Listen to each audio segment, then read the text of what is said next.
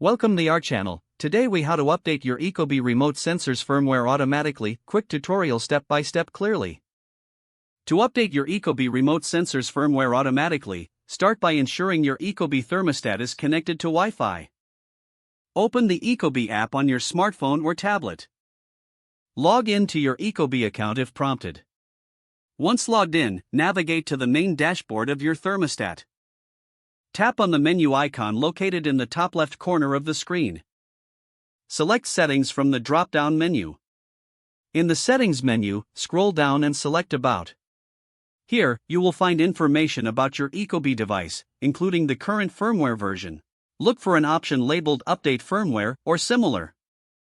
Tap on that option to check for available updates for your remote sensors. If an update is available, you will see a prompt to initiate the update process. Confirm by tapping Update or Install.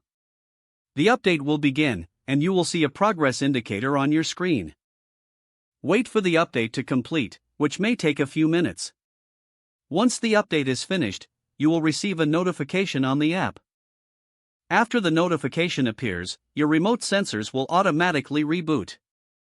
Check the firmware version again under the About section to verify the update was successful. Your Ecobee remote sensors are now up to date and ready for use. If the page does not load, refresh the browser or try again in a private or incognito window.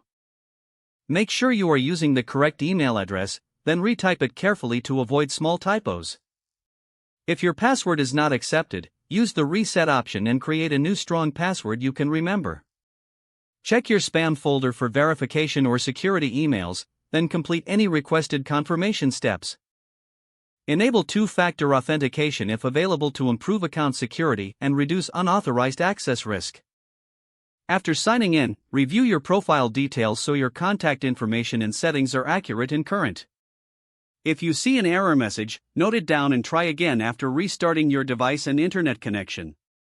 Log out when you finish, especially on shared devices, to keep your account and payment information secure. If the page does not load, refresh the browser or try again in a private. Make sure you are using the correct email address, then retype it carefully to avoid small typos.